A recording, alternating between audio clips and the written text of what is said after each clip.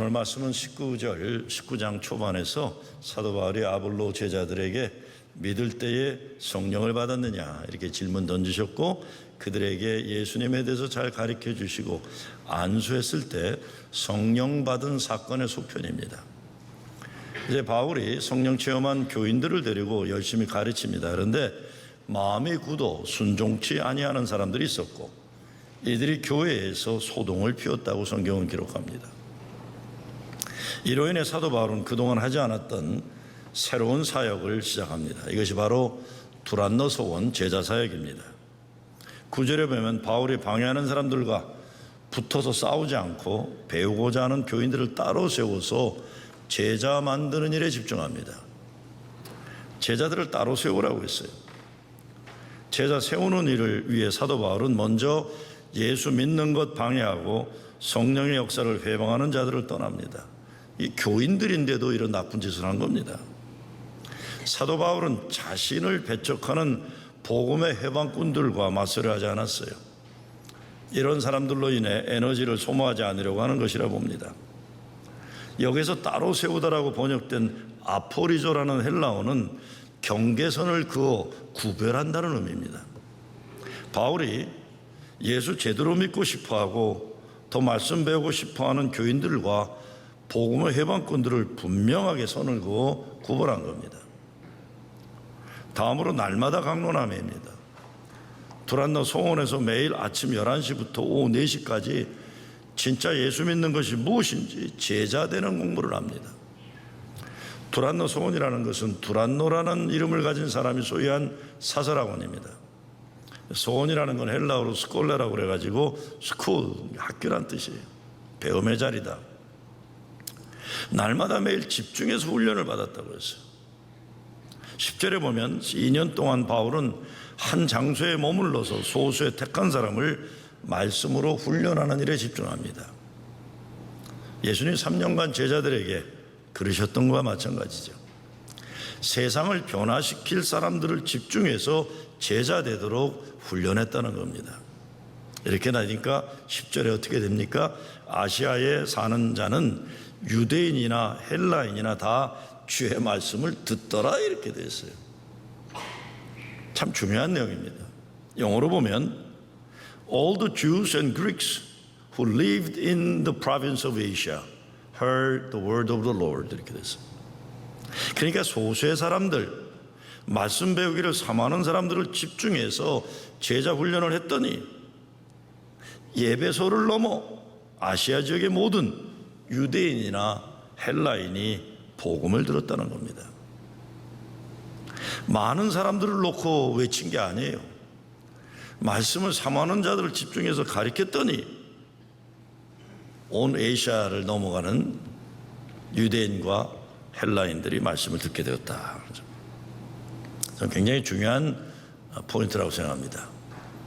지난 수십 년간 개신교 전도의 문제를 중요한 지적한 것 중에 하나가, 잘 들어보세요. 우리 개신교는 온 세상을 구원해야 한다는 것처럼 전도한다, 선도한다 그랬지만 정작 자기 교회 주일학교 못 지켰다는 거예요. 정작 자기 가정의 자녀들을 신앙교육을 제대로 못 시켰다는 문제가 지적되고 있어요.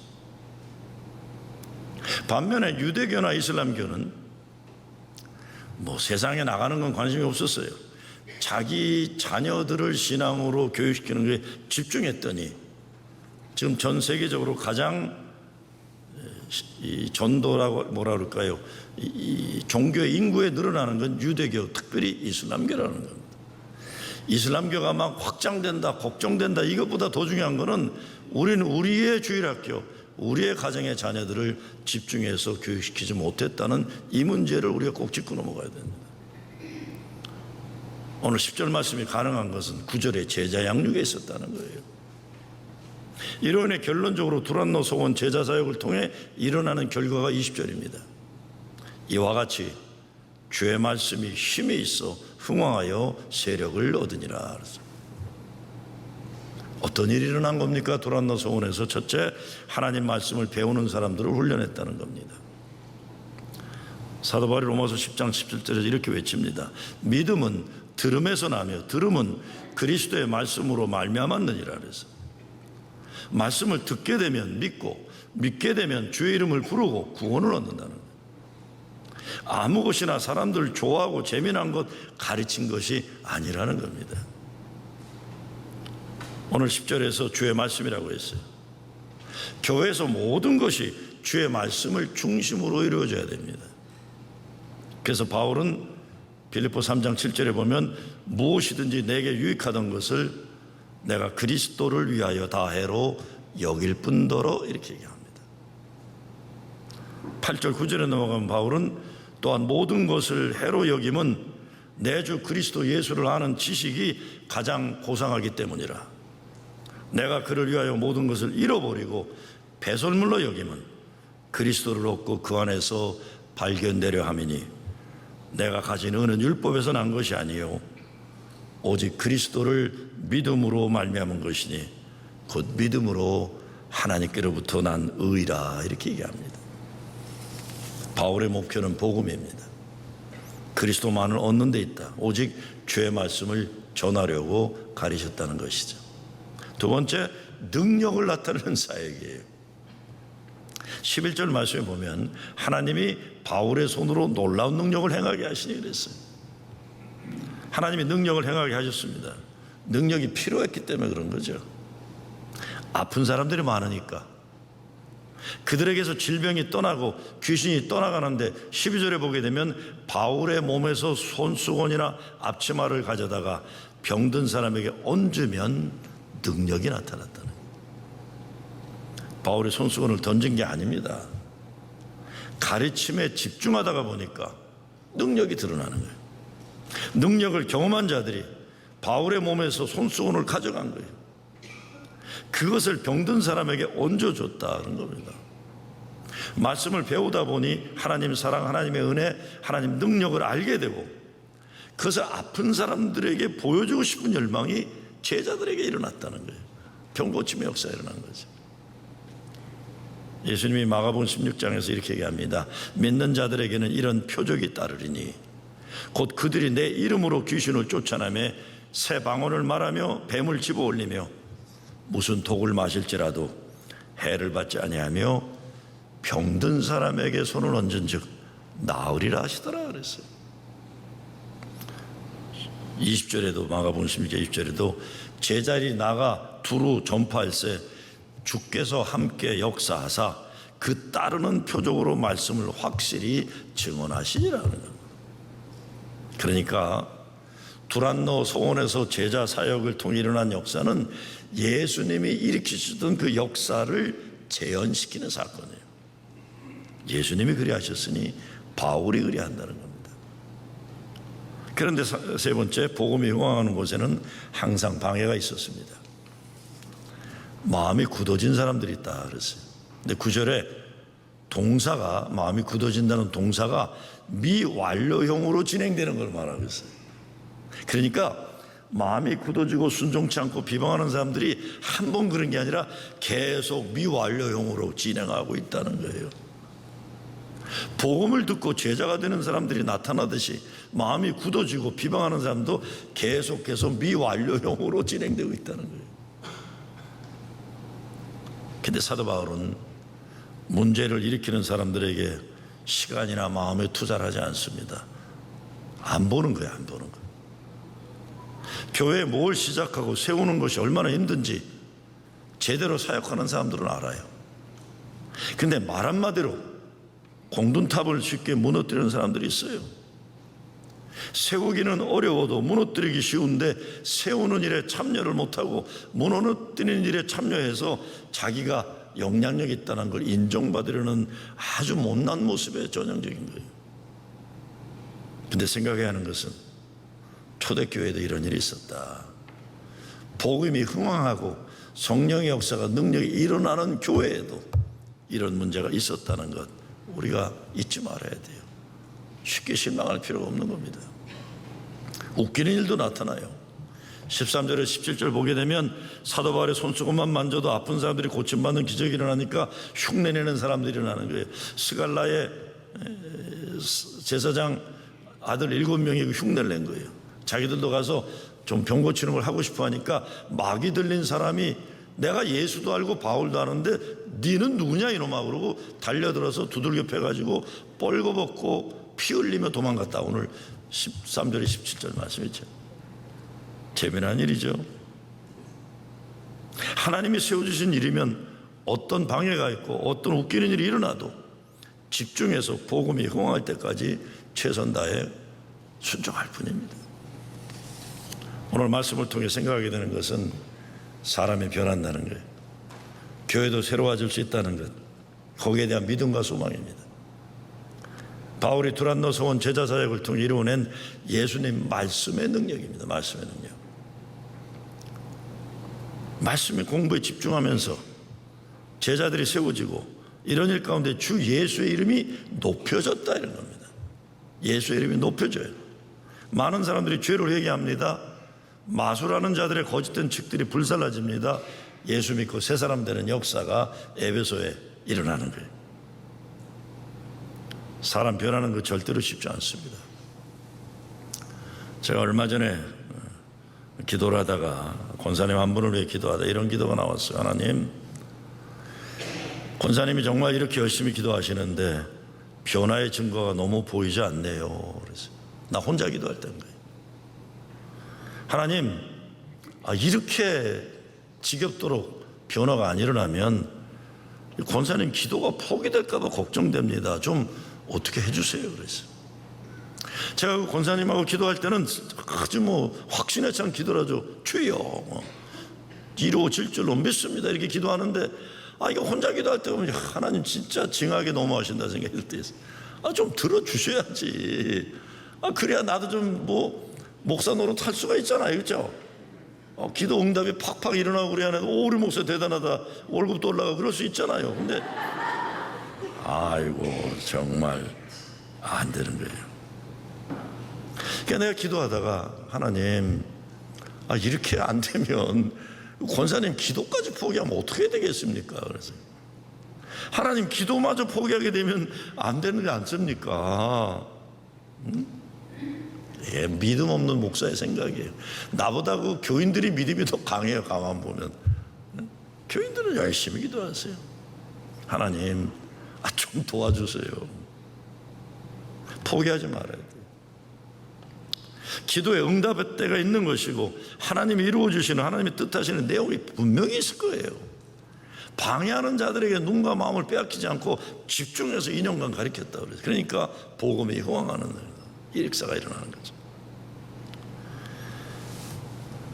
두란노 소원이 교회가 아니라 회당에서는 안 간 거예요. 자꾸 방해하니까. 빌려 쓰는 사설안에 가서 하는데 여기가 장사 안 하는 빈 학원인지 모르겠어요. 근데 어떤 분이 이렇게 설명하더라고요. 바울이 2년 동안 거기서 할 수 있었던 거는 사실은 두란노라는 사람이 운영하던 사설학원이 에베소는 날이 더워가지고 일찍 점심을 먹고 시에스타처럼 멕시코 시에스타처럼 낮잠을 오래 자는 게 있었는데 이 에베소 교인들과 바울은 다른 사람들이 쉬어야 되는 낮잠 자는 그 긴 낮잠의 더운 시간에 모여서 하나님 말씀을 배웠다는 거예요. 2년간. 그렇게 생각해 보면 바울과 에베소 그리스도인들은 육체적으로 힘든 상황에서 하나님 말씀 공부에 집중했다는 결론이 나오는 거예요.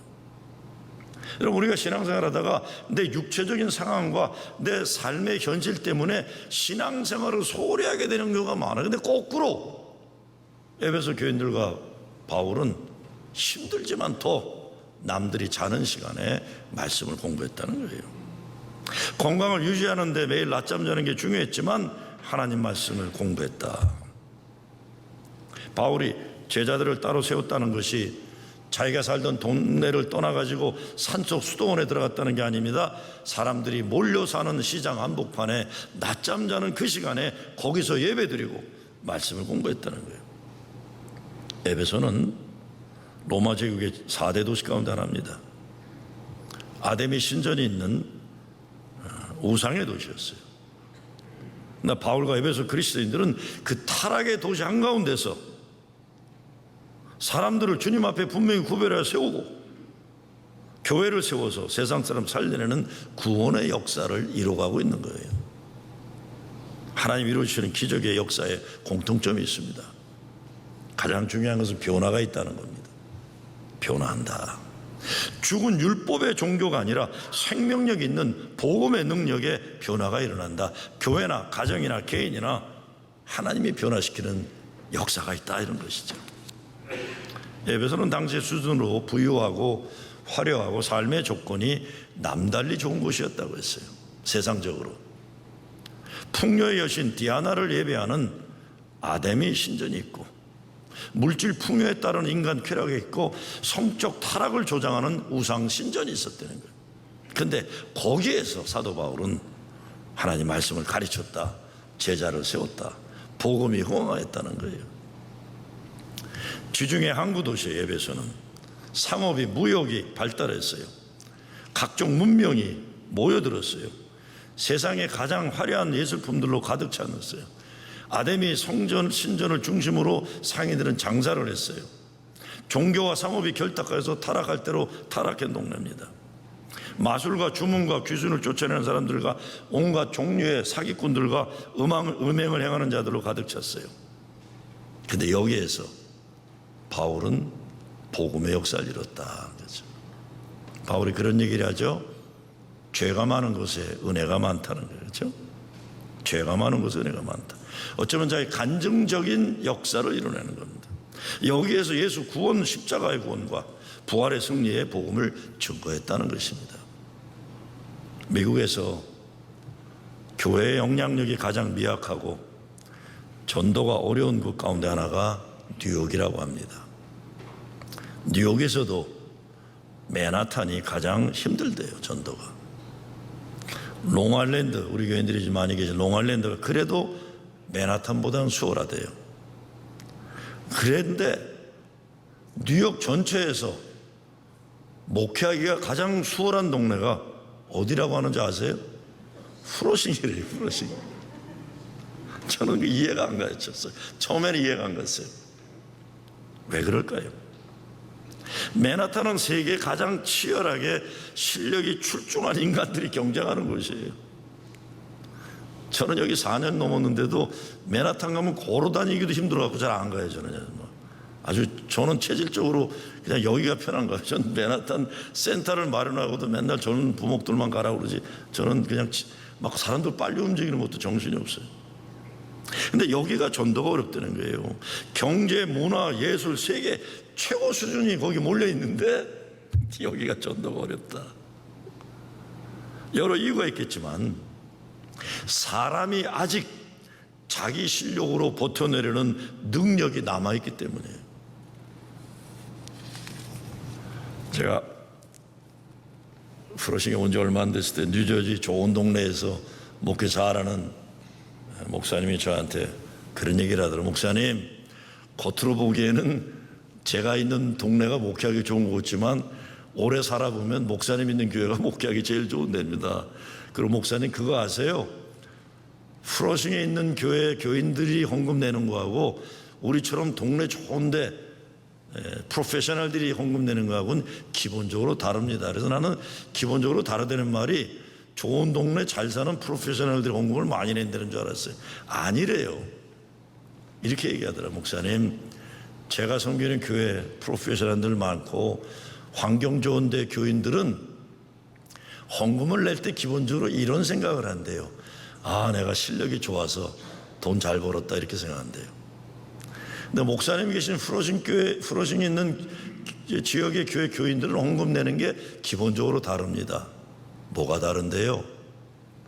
내가 이렇게 힘들게 살아가는데 하나님 은혜가 아니면 어떻게 살까? 헌금이 다르다는 거예요. 제가 목회해 보니까 헌금 per capita 헌금이 우리 지역이 제일 높아요. 우리 교회가 어쩌면 제일 높아요. 우리 감리교 중에서는 압도적으로 높은 거예요. 생각해 볼 문제겠죠. 얼마 전에 어느 분 말씀에 맨하탄 월스트리트에서 1년에 100만 불을 버는 젊은이들 가운데 재정 문제로 힘들어하는 사람들이 많다고 해요. 100만 불 버는데 힘들대요. 아무리 많이 벌어도 모자라는 인생을 산다는 거예요. 맨하탄에 비하면 롱아일랜드는 중산층 서버브예요. 사는 조건이 좋은 곳입니다.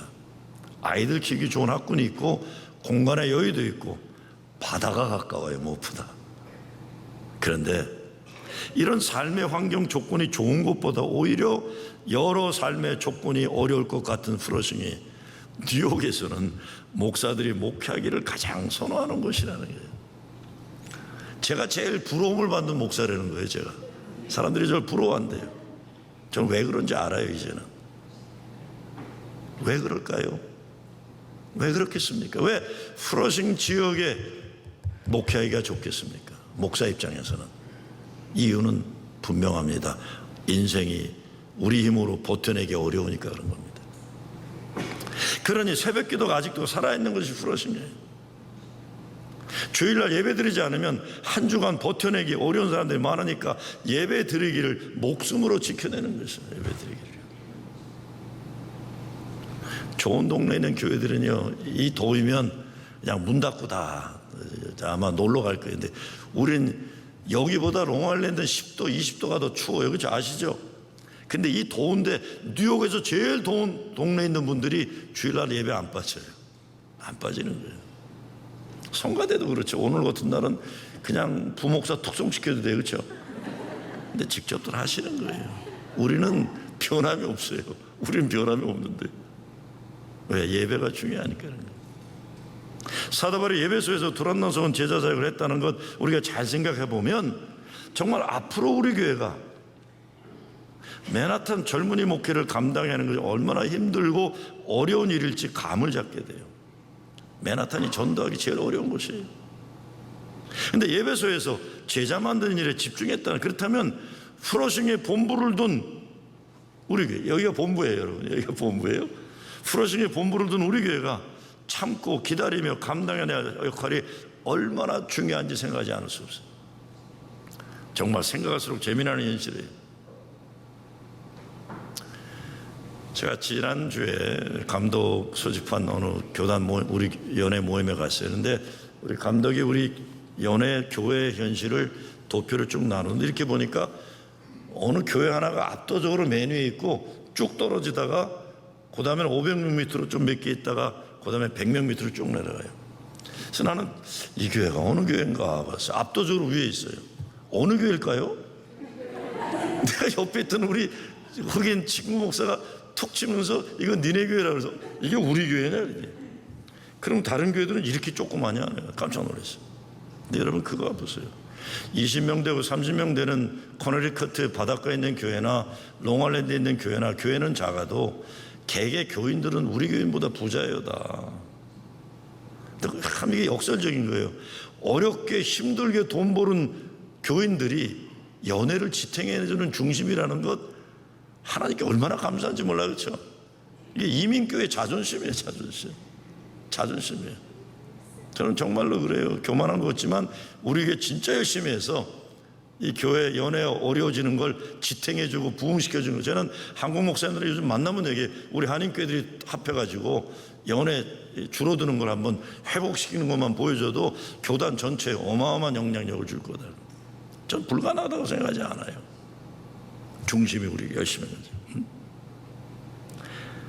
바울이 에베소 교회에서 6장에서 이렇게 얘기합니다. 우리의 씨름은 혈과 육에 대한 것이 아니요 정사와 권세와 이 어둠의 세상 주관자들과 하늘에 있는 악한 영들에게 대함이라. 당시 에베소의 상황이 어떻게 보면 뉴욕에서도 맨하탄과 같은 세상 실력으로 우수한 사람들이 많이 모여있는 땅의 현실을 말한다고 할 수도 있어요. 바울에게 이것은 영적인 싸움이었다는 거예요. 하나님의 도와 거리가 먼 문화가 팽배한 한복판에 두란노서 온 제자 양육을 통해 예수 십자가 구원과 부활의 승리에 관한 메시지를 집중적으로 가르쳤다는 거예요. 그러다 보니까 10절에서 아시아 전체 유대인과 헬라인들이 복음을 듣게 되었다는 거예요. 그런데 어떤 주석가는 사도 바울이 에베소에서 집중으로 제자를 세우는 사역을 한 것에 대해 에베소라는 도시야말로 오히려 율법주의와 종교 문화에 사로잡혀 스스로 종교적인 의로움에 빠진 교만한 종교적 사람들보다 복음이 들어가기에 좋은 조건이었다고 말해요. 우리 교회가 앞으로 맨하탄 선교에 대한 소망이 여기에 있겠다는 생각을 해보는 거예요. 돈 아무리 많이 벌고 세상도 실력 있는 것 같아도 영적으로 주님의 사랑을 목말라 하는 복음이 흥황할 수 있는 기회가 거기에 있다는 거예요. 사람들의 어려운 위기는 하나님에게 기회가 된다는 것이 바로 그 얘기를 하고 있는 거예요.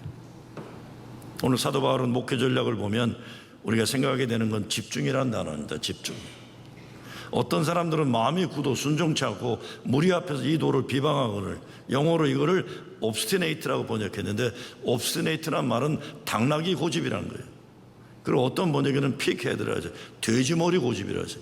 난 돼지머리는 순대로 먹는 건 줄 알았더니 또 고집 센 거로 나왔대.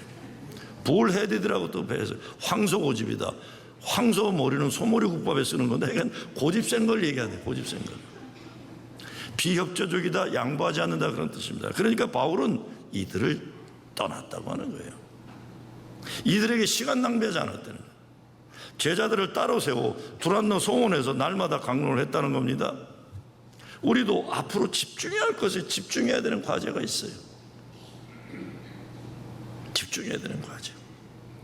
그리고 우리가 두란노 소원 제자 사역에서 간과하면 안 되는 것이, 사도 바울이 베드로나 야고보와 같은 예루살렘 지도자들과 본질적으로 달랐던 것은, 사도 바울은 헬라 문명 속에 들어갈 수 있는 실력이 있었던 사람이에요. 베드로와 요한이나 야고보다 대중 속에 들어가서 복음을 증거하기 위한 준비된 실력자라는 겁니다. 교회도 실력 있는 지도자들을 양육해내야 됩니다. 모든 면에서 그래요. 우리 교회 미래를 생각해 볼 때 좋은 주일학교 선생님들, 중고등부 선생님들, 젊은 한옥권 청년들, 영어권 청년들이 다른 이민교회에 비해 우리 교회는 상대적으로 많다는 것이 너무나 큰 은혜고 축복이에요. 너무나 큰 은혜고 축복. 우리 교회가 어려움을 경험할 때도 청년들은 교회를 지켜냈었어요. 여름학교 요즘 진행되잖아요. 여름학교. 여름학교 등록이 시작되자마자 마감이 될 정도로 하여간 작년 올해는 그래도 제대로 잘 되고 있어요. 뭐 어젠가는 그젠가는 막 동물원까지 왔었어요. 동물원까지. 이동 동물원이 와서 애들 막 그냥 만지고 놀고 이렇게까지 하는 건데. 근데 너무 감사해요. 젊은이들은 교사로 섬기고, 연세 드신 여자분들은 주로 음식 만드는 자원봉사라고, 남자분들은 운전도 해주시고 애들 반겨주고 길잡이 해주시고, 남녀노소가 일칠단결해서 어린아이들을 여름의 최고 최선에 행복하게 만드는 일에 합력하시는 거예요. 얼마나 감사해요.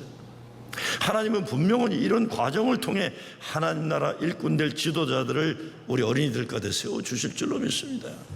세워받는 거예요. 계속해서 사도행전 설교를 시리즈로 하고 있는 목적은 딱 하나입니다. 사도행전의 역사하신 성령이 오늘 살아서 우리 가운데 역사하시기 때문이에요.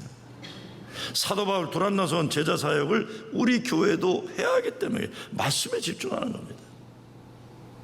기도원 수리가 겨울에 동파돼 갖고 파이프가 다 터져 갖고 난리 났어요. 그래서 또 수리 중에 있는데, 어느 정도 끝나면 첫 프로그램으로 가을 되기 전에 40시간 성경 통독 수양회를 하기로 했어요. 38시간이면 되는데 40시간 들어가서 하는 거예요. 9월 첫 주에는 스테이튼 아일랜드에 있는 만백성교회에서 유기송 목사 초청으로 예수 동행 일기 세미나가 있어요. 이틀간 세미나인데, 이 내용을 보니까 목사와 사모, 선교사 이렇게 됐어요. 50명. 거기 담임 목사님 이정분 목사님이 목요일날 아이스커피 해달라고 왔길래 내가 아이스커피 잘 해주면서 얘기했어요. 이 목사와 사모라면 우리 교회는 어렵다 그랬어요. 첫째, 사모는 안 갈 거다 그랬어요. 우리 교회 입장에서는 목사와 사모보다 큐티 리더들이 가야 하니까 요거 좀 고쳐달라 그랬어요. 얼마나 올까요? 그래서 한 20명 넘게 갈 것 같다 그랬더니 한국에 연락을 했다고 연락이 왔어요. 한국에 여기서 목사님 그쪽 본부에 연락을 했더니 50명 정원에 80불 등록비였는데, 우리 교회 때문에 80명 정원에 50불 등록비를 바꿨다고 연락이 왔어요. 얼마나 감사한지 몰라요. 우리 교회도 말씀 배우기와 말씀 나누기에 집중하는 제자들을 계속 세우고 훈련하는 일에 집중하다 보면 두란나 소원에서 일어난 복음 흥왕의 역사와 더불어 손수건만 스쳐가도 병 걸린 사람들이 일어나는 기적의 역사도 소망할 수 있는 거예요. 제가 요즘 큐티 리더들에게 많이 말씀드리고 있는 것이 쉽게 되는 거 아니니까 기다리시라는 거예요. 기다려라. 교회 지도자 되는 사람들은 연단의 과정을 거치지 않으면 안 됩니다. 실망도 하고 어려움도 경험하고, 그래서 연단된 지도자들이 되어야 하는 겁니다. 에베소 교회는 교회사적으로 볼 때 아주 중요한 교회입니다. 계시록 2장에 보면 아시아의 7교회 중에 가장 먼저 언급되는 게 에베소 교회. 주님은 에베소 교회 편지하면서 먼저 그들의 행위와 수고와 인내와 악한 자를 용납하지 않은 것과 거짓된 것을 드러낸 것과 참고 주님의 이름을 위하여 견디고 게으르지 아니한 것을 칭찬하셨어요. 참 잘했다. 그리고 한 가지 책망할 것이 있다 그래서 그게 뭡니까? 처음 사랑을 잃어버린 것이다 그래서 주님은 그들을 책망하신 후 어디서 떨어졌는지 생각하고 회개하여 처음 행위를 회복하라고 말씀하신 겁니다. 우리 교회에 꼭 필요한 말씀이에요. 저는 에베소 교회 오늘 말씀 보면서 이게 우리 교회 얘기가 되겠구나 하는 생각해 봐요. 그렇게 되니까 어떻게 됩니까? 오늘 20절 말씀이 우리 교회가 믿고 소망해야 할 목표로 제시되고 있는데 20절 말씀이 뭡니까? 이와 같이 주의 말씀이 힘이 있어 흥왕하여 세력을 얻으니라. 이렇게. 오늘날 이 시대 우리가 사는 이 땅에 에베소 교회와 같은 현실이 있습니다. 목사들에게는 목회가 어려운 곳이 있어요. 아니, 특별히 목회가 어려운 동네가 있어요. 교인들에게는 신앙생활하기 어려운 우상숭배가 팽배한 도시가 분명히 있습니다. 그렇게 되면 사람들이 믿음이 약해지고 기도를 포기하게 되고 예배의 자리를 떠나게 되는 불행한 일이 일어날 수 있습니다. 근데 사도 바울은 오히려 그 자리에서 더욱 말씀 가르친 일에 집중했다. 제자들을 따로 세우는 일에 헌신했다라고 하는 겁니다. 우리가 어떤 사역을 하더라도 방해하고 반대하는 자들로 인해 낙심하지 않고 도리어 복음을 전할 좋은 기회로 여길 수 있어야 할 것입니다. 더욱 제자들을 따로 세우고 말씀 공부에 힘써야 할 것입니다. 그리하여 말씀이 힘이 있어 흥왕하는 세력을 얻을 것입니다. 그렇게 되면 복음을 듣고 죄를 회개하는 역사가 일어나고 주님께 돌아오는 역사가 일어나는 거예요. 병든 자가 고침을 받고 악한 사탄 마귀의 권세를 물리치는 능력 있는 교회로 세움받게 되는 것입니다. 우리 교회에서 두란노 소원 제자 사역의 역사가 일어날 수 있도록 함께 믿고 기도하고 말씀에 집중하고 소망하는 여러분 되시길 주의 이름으로 축원합니다.